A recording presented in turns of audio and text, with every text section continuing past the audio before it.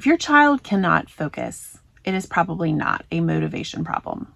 Their attention is actually quietly being pulled apart. And until you really understand why that is happening, it's going to be terribly hard to fix. The good news is their attention is not gone forever.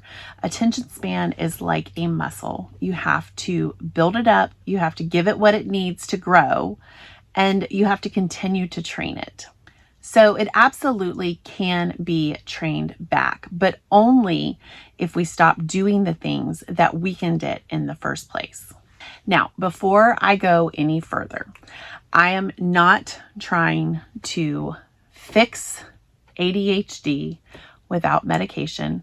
I'm not even necessarily talking about children with ADHD, although a lot of these principles will help a child with ADHD somewhat. So I am not saying don't use your child's ADHD medication. I'm not saying don't have your child evaluated. I am not saying any of those things whatsoever.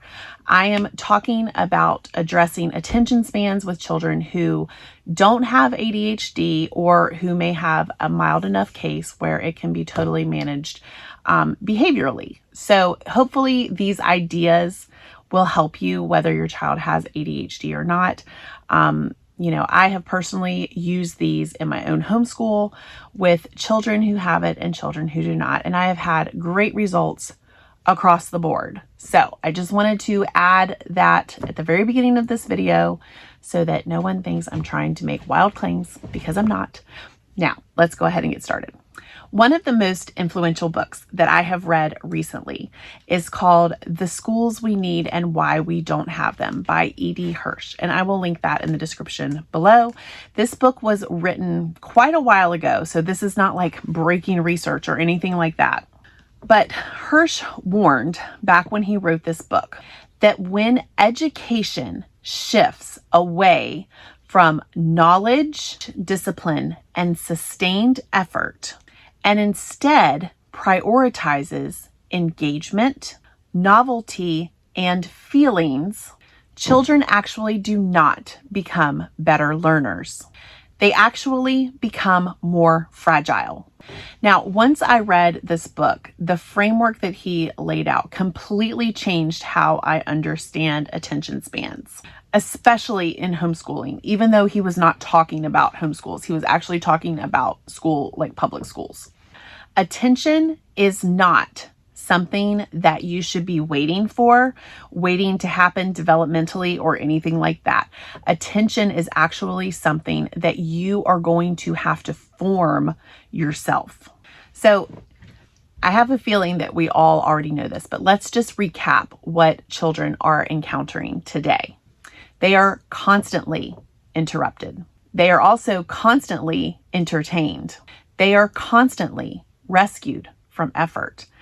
Let me give an example outside of the education and just an idea of how our children are being inundated by the constant entertainment, the constant interruptions, and the constant refusal to call them to any sort of standard whatsoever. And I am not trying to pick on anybody. So if you are doing this with your kid right now, please don't feel picked on. I'm just using this as an example, okay? When we go to a restaurant and we see a family there with children with their iPads, that is the most sad thing in the world. Children need to learn how to sit at the table with their family and have a conversation. What is actually happening also more times than not is the parents actually have their phones out and the parents are on their phones. Every single person at the table has a device in front of them. No one is talking to anyone else. That is sad. But that is just, that is a result of what we have done with this constant entertainment type thing and this constant not requiring anybody to learn how to behave themselves. I think the iPad stuff in the restaurant started because parents don't really understand how to just get their children to behave in a restaurant. But that is not the solution. That's not the solution. Okay, let's get back to the point of this video. Short bursts of stimulation are replacing any sort of sustained attention. And the screens, the instant gratification, the constant gamification of everything, the constant novelty built into everything is training the brain on how much effort it has to put in before it can just quit. So surveys are showing that 73% of parents believe that their children's attention spans are shorter than they have ever been before. And nearly 1 in 5 parents say that their children struggle to focus for more than 10 minutes on anything. So that is not a personality issue. That really, truly is a training issue. Attention is the ability to stay with a task, even if it's something that you don't want to do, even if it's something that is not enjoyable, and even if it's something that you don't get a reward from. And this is a skill that our children need to have as they go into adulthood. And this skill is built through repetition, expectations, and then follow through on the part of the parent.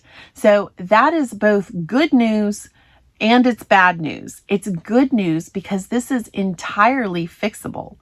It's bad news because it's going to require you to fix it. You're not going to be able to put an app on the iPad and hand it to your child and fix their attention span. That is what is causing the problems in the first place. Attention spans have not disappeared overnight. So we also cannot expect them to suddenly reappear with just one tip or trick instantaneously. This is going to take time, and it is going to take effort, and it is going to take discipline. Okay, so let's talk about why homeschooling can either help or hurt when it comes to attention span. Homeschooling can give parents an enormous amount of leverage over their child's attention span. But if homeschooling is not done properly, it can weaken the child's attention span even more. Flexible schedules can either support the education and the focus and the attention span of the child, or if you have too much flexibility, it can completely diminish any returns. The same homeschool environment can produce a child who is able to do deep, focused work, or a child who can't stick with anything, and it all comes down to how that homeschool environment is being led. So let me be really, really clear about what does not help with attention spans. Number 1, more breaks. Number 2, constantly switching curriculum. Number 3, waiting for readiness. You're going to be waiting forever. Number 4, making everything fun, novel, or entertaining. So E.D. Hirsch says in his book that novelty feels engaging. Of course it does. But what it does is actually drains attention instead of building it up. Here is the bottom line. You are never going to build endurance by avoiding effort. It takes effort to build anything worth having. So let's talk about what actually will rebuild attention. Here is what will actually work consistently. It's not just a gimmick. It's not a tip or a trick. If you employ these principles, you will start to slowly rebuild that attention span. Number 1, short, focused work periods done daily, every day. Number 2, clear expectations with a defined start and a defined finish. Number 3, using timers so that attention has a boundary. Number 4, scheduling high attention subjects when focus is the strongest. So you've probably heard me say before that we do math, Latin, and composition in the morning, and this is why. Next, one task at a time, no multitasking. Multitasking is so bad when you're trying to rebuild attention. Next, consistent posture, place, and materials. So you keep it in the same place, you keep it in a chair, you keep the same materials nearby. Next, following through even when it is uncomfortable, especially when it's uncomfortable. That discomfort that your child will start to feel, that is the actual training. So you want to make sure that you're getting to that point. If you always stop before your child has to struggle a little bit, you're not giving him the full benefit that he would otherwise reap from this list. An early investment in these strategies, it really compounds. The more you do this, the better your child is going to get, the stronger your child is going to get. And the benefits that we're talking about here are stronger learning outcomes later on. Doing this early is really the best thing that you can do for those preschool, kindergarten, first grade kids. Like, really help them to get really strong in this area. Okay, so let's talk a little bit about the role of the parent in all of this. Attention spans really grow well under loving authority. Okay, we're not talking about yelling and being super bossy and being a dictator. We are talking about loving authority here. That calm firmness is what trains attention endurance. This is not about harshness. It's not about punishments. It is about steady expectations enforced daily, consistently, with, a loving, joyful countenance. And this is possible. If you are feeling like you're never going to be able to get there because you don't have any patience with your child, because he's never focusing and you're always having to stay after him, you just have to stick to the plan. You have to keep control of your own emotions, and you just have to keep pushing forward.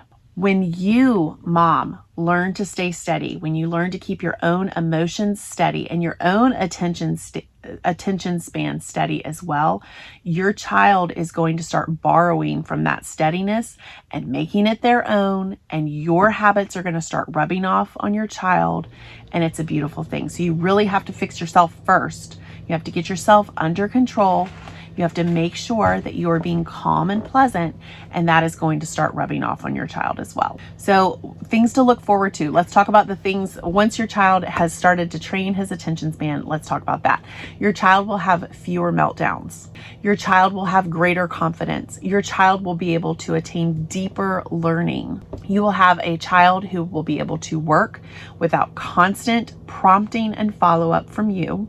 And your child will have developed this life skill that will help him in every area of his life going forward.